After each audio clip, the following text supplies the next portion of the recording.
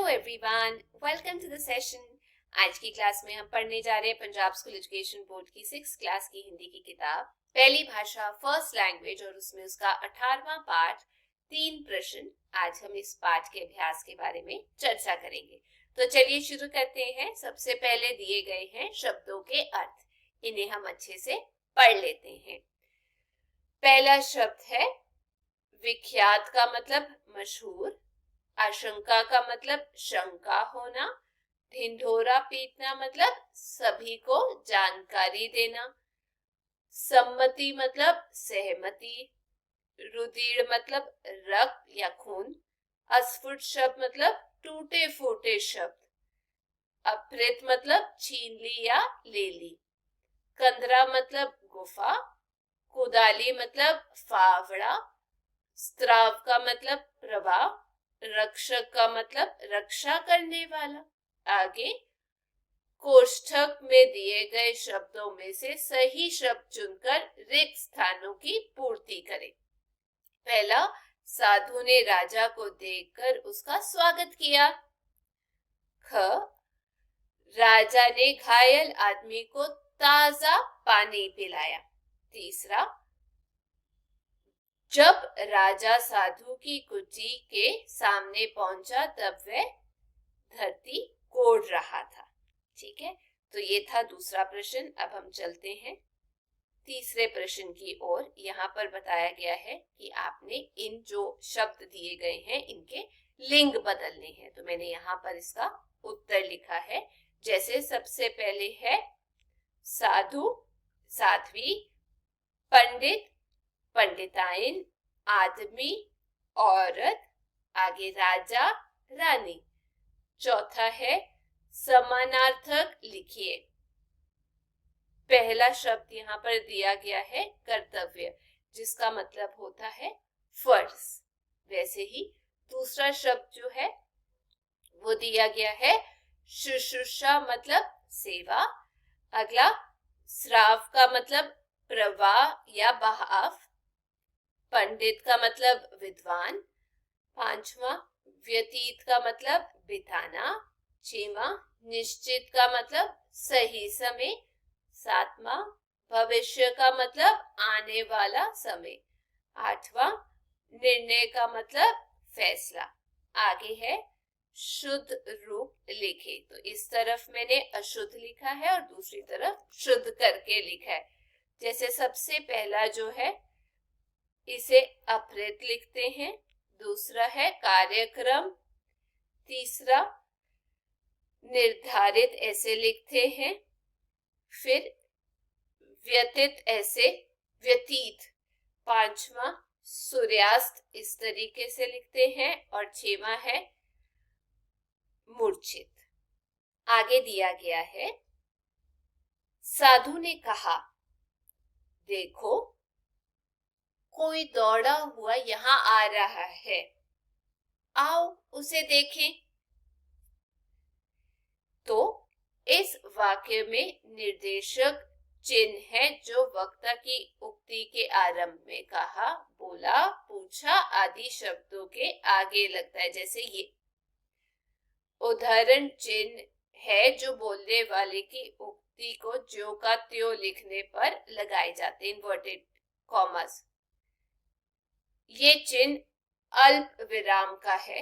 अल्प का अर्थ है थोड़ा। वाक्य में जहां थोड़े समय के लिए रुकना पड़े वहां अल्प विराम चिन्ह लगता है, कॉमा लगता है।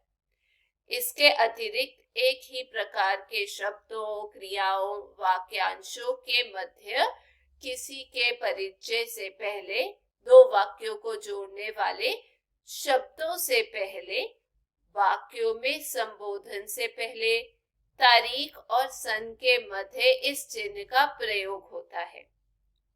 एक्सक्लेमेशन, ये चिन्ह का परिचय पहले दिया जा चुका है। इसका नाम क्या है, इसे आप स्वयं बताएं मुझे। अब नीचे लिखे वाक्यों में उचित विराम चिन्ह लगाएं। तो इसका उत्तर मेरे ऐसे लिखा है। जैसे यहाँ पर पहला वाक्य है, राजा ने कहा, कॉमा, इन्वर्टेड कॉमा स्टार्ट हो जाएंगे ऐसे वाले, आप थक गए हैं, कॉमा मुझे कुदाली दीजिए, कॉमा बंद। राजा ने कहा, फिर से कॉमा, इन्वर्टेड कॉमा शुरू, मैं तुम्हें जानता भी नहीं। उसके बाद ये आएगा ऐसे करके, जो हम इस तरीके से लिखते हैं। फिर तुमने कोई अपराध भी नहीं किया, उसके बाद आ जाएगा कॉमा, जिसके लिए मैं तुम्हें क्षमा करूं। फिर ये और इन्वर्टेड कॉमास बंद करना मत भूलिएगा।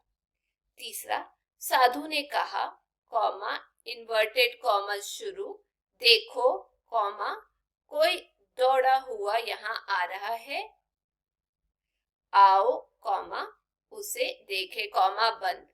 तुम मुझे नहीं जानते, यहाँ आ जाएगा कॉमा, ठीक है, लेकिन मैं तुम्हें जानता हूं और पूर्ण विराम आ जाएगा।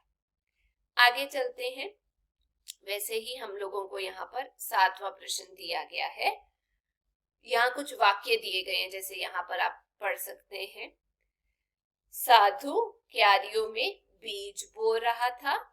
दूसरा, राजा ने शहर में ढिंढोरा पिटवाया, सूर्य वृक्षों के पीछे डूबने लगा।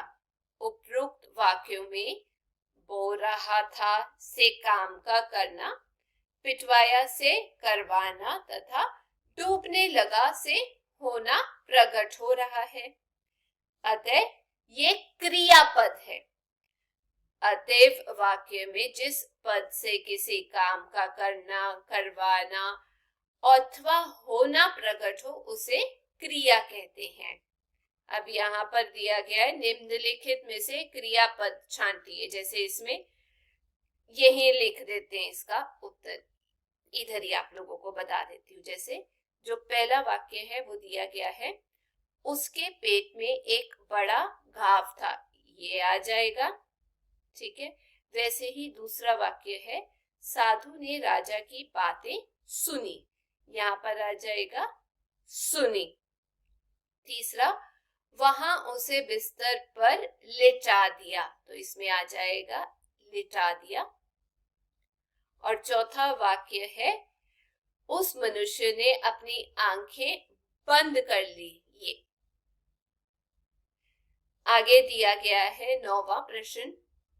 कुछ वाक्य दिए गए हैं, उसने पीने के लिए कुछ पानी मांगा। दूसरा, साधु अपनी कुटी के सामने धरती गोड़ रहा था। तीसरा, राजा सो गया। चौथा, वह बैठ गया।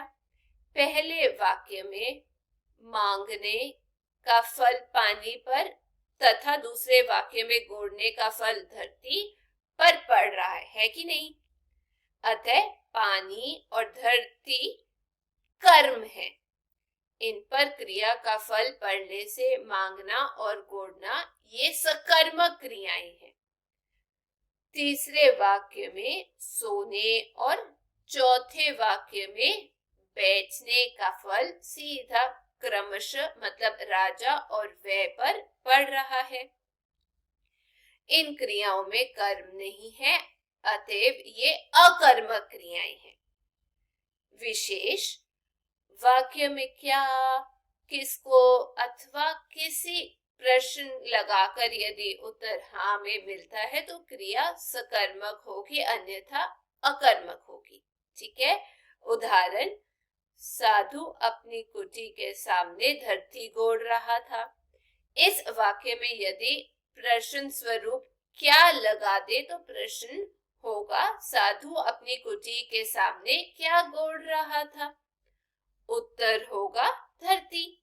अतः धरती कर्म के रूप में प्रयुक्त हुआ, जिसको गोड़ रहा था क्रिया की अपेक्षा है। इसके विपरीत तीसरे वाक्य में प्रश्न स्वरूप क्या किसको किसे प्रश्न करें, जैसे राजा क्या किसे किसको सो गया, तो उत्तर नहीं मिलता है। अतः वाक्य में कर्म न होने के कारण ये अकर्मक क्रिया है।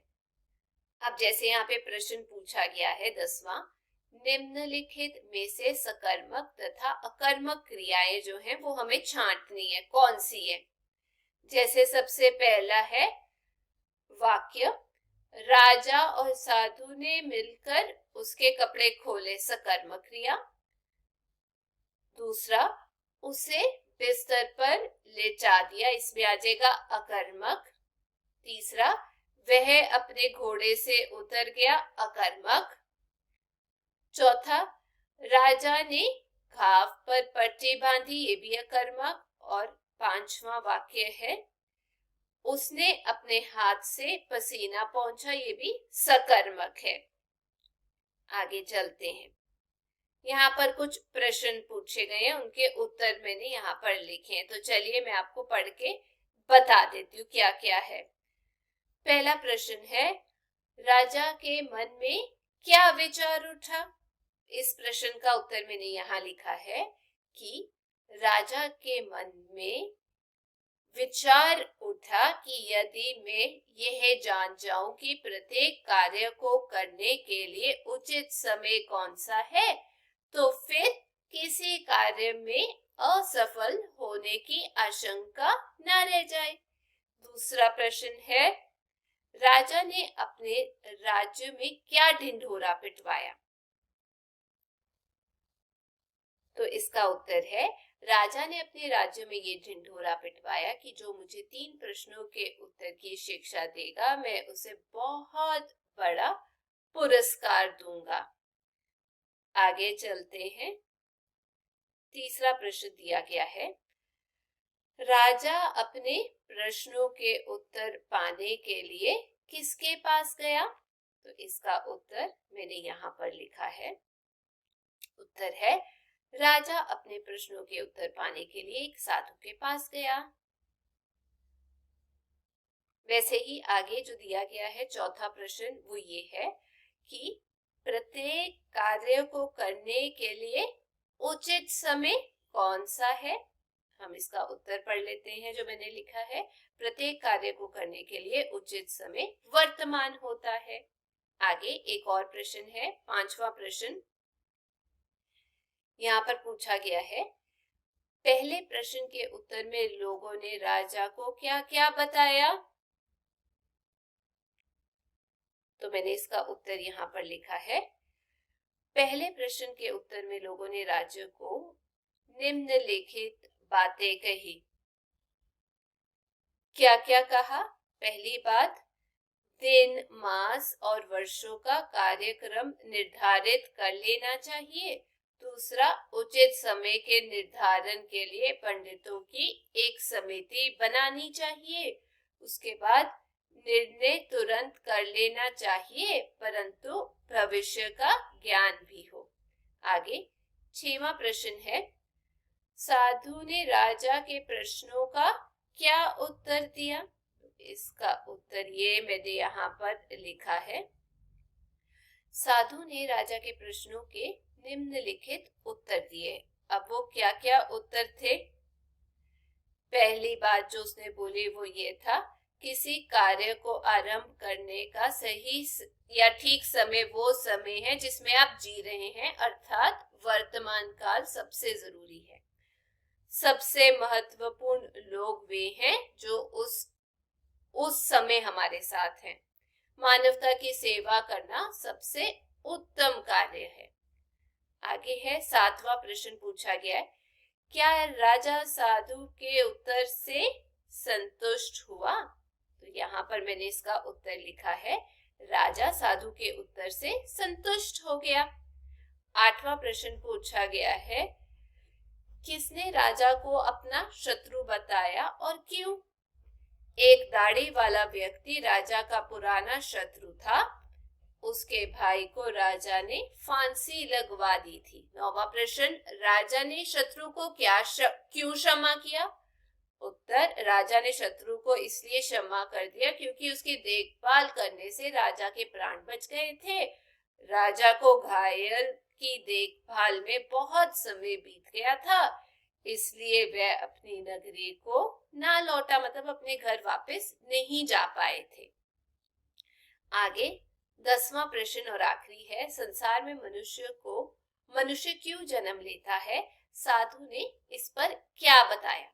तो इसका उत्तर मैंने यहाँ पर लिखा है और उत्तर में आप पढ़ सकते हैं कि संसार में मनुष्य दूसरों का उपकार भला करने के लिए ही जन्म लेता है, इसलिए उपकार करना ही परमावश्यक कर्तव्य है। आत्मबोध के लिए दिया गया है, अपने कर्तव्य को पहचानो और करो। दूसरा, अपना कर्तव्य पूरा करके महान बनने वालों की जीवनियां पढ़िए और उनसे प्रेरणा ले। तीसरा, जैसे राजा ने शत्रु की पच्ची की, ऐसे ही गुरु गोविंद सिंह जी के युद्ध की घटना पता करें, उस घटना का। आगे है बहुविकल्पिक प्रश्न दिए गए हैं। पहला प्रश्न है, प्रत्येक कार्य को करने के लिए सबसे उचित समय कौन सा होता है? तो ऑप्शन है वर्तमान, भविष्य, भूतकाल या निर्वर्तमान। इसका उत्तर है वर्तमान। दूसरा प्रश्न है, किसकी सेवा सबसे उत्तम कार्य है? मानवता, दानवता, धर्म या फिर भ्रम? तो इसका उत्तर है मानवता की सेवा। तीसरा प्रश्न है, राजा अपने प्रश्नों के उत्तर के लिए किसके पास गया? मंत्री के, दूसरे राजा, वजीर के या साधु के पास? तो इसका उत्तर है वह साधु के पास गया था। चौथा प्रश्न है, निम्नलिखित में से क्रिया शब्द चुनो। वो कौन सा है? मांगना, फल, समाज या रवि? इसका उत्तर है मांगना। पांचवा प्रश्न है, निम्नलिखित में से कौन सा शब्द क्रिया का उदाहरण नहीं है? घोड़ना, बैठना, सोना या कहा? तो इसका उत्तर आ जाएगा कहा। आखिरी प्रश्न है, निम्नलिखित में से कौन सा शब्द क्रिया का उदाहरण है? राजा, साधु, वर्तमान या उठा? तो इसका उत्तर है उठा। तो ये था इस क्लास का अभ्यास। मैं उम्मीद करती हूँ आप सबको ये समझ आ गया होगा। यदि आपको वीडियो अच्छी लगी तो चैनल को लाइक, शेयर, सब्सक्राइब करना मत भूलिएगा। हम फिर मिलेंगे। Till then take care, bye bye.